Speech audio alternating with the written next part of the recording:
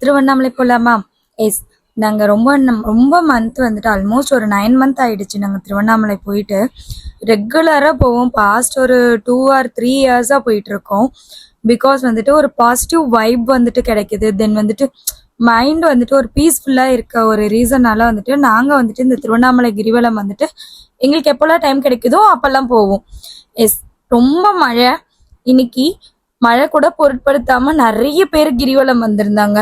பார்க்கவே ரொம்ப பீஸ்ஃபுல்லா அமைதியா வந்துட்டு போயிட்டு இருந்தோம்.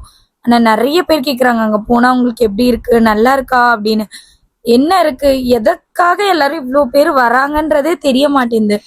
பிகாஸ் எல்லாருக்கும் ஏதாவது ஒரு சுச்சுவேஷன்ல ஏதாவது ஒரு ரீசன் இருந்துட்டே இருக்கு. எல்லாருக்கும் ஒன்னொன்னு ரீசன். அதனால எல்லாரும் வந்துட்டு கிரிவலம் போறதுனால ஒரு பாசிட்டிவ் வைப் கிடைக்குது. ஸோ அந்த ரீசன்னால தான் போனோம். நாங்கள் வந்துட்டு எங்கள் ஃபேமிலி மெம்பர்ஸ் எல்லாரும் போயிருந்தோம். ரொம்ப பீஸ்ஃபுல்லாக இருந்தது. அரௌண்ட் நைட் வந்துட்டு ஒரு 11:30 வீட்டிலேருந்து கிளம்பினோம். ஒரு 2:30 சம்திங் வந்துட்டு நாங்கள் திருவண்ணாமலை ரீச் ஆயிட்டோம். ட்ராவல் போயிட்டா கூட பட் வந்துட்டு அந்த பார்க்கிங் வந்துட்டு ரொம்பவே கஷ்டமாக இருந்தது. ஸோ வந்துட்டு ஒரு அரௌண்ட் ஒரு 4:30 சம்திங் வந்துட்டு ரொம்ப நடந்துட்டு முடியல. ஸோ ஒரு பிளேஸ்ல உட்காரலாம் அப்படின்னு சொல்லிட்டு கொஞ்சம் தூரம் உட்காந்துட்டோம். உட்கார்ந்ததுக்கு அப்புறம் நைட் ஆக கொஞ்சம் விடிய விடிய பாத்தீங்கன்னா ரஷ் அதிகமாயிட்டே போனது. ரொம்ப கால் பெயினா இருந்தது. அங்கங்க மசாஜ் சென்டர்லாம் வச்சிருக்காங்க. ஸோ கொஞ்ச நேரம் உட்கார்ந்து இருந்துட்டு நாங்களும் வந்துட்டு ஸ்டார்ட் பண்ணிட்டோம். ஒரு 5:30 ஆக ஆக பாத்தீங்கன்னா கொஞ்சம் கொஞ்சமா விடிய ஆரம்பிச்சது.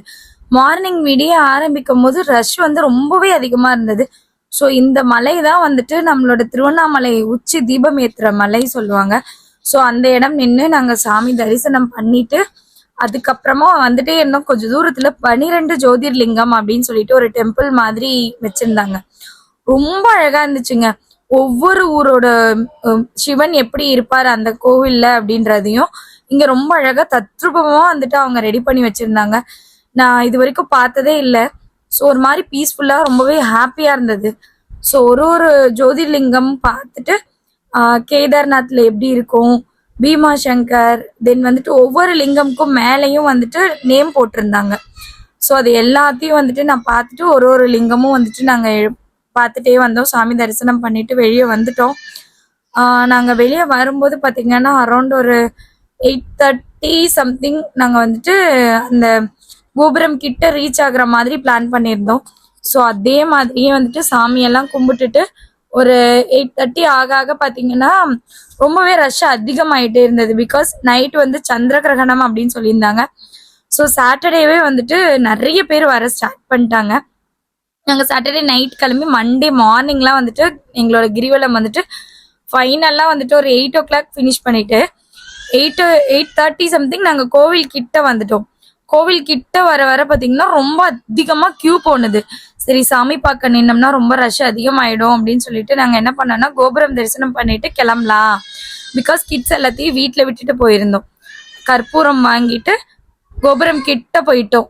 ஸோ இங்கேயும் கம்மியா இல்லைங்க, ரொம்ப அதிகமாவே ரஷ் இருந்தது.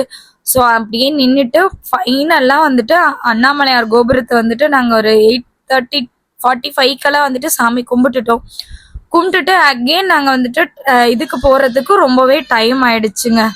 இந்த மாதிரி மோர் பிளாக்ஸ்க்கு நீங்க வந்துட்டு சப்ஸ்கிரைப் பண்ணிக்கோங்க.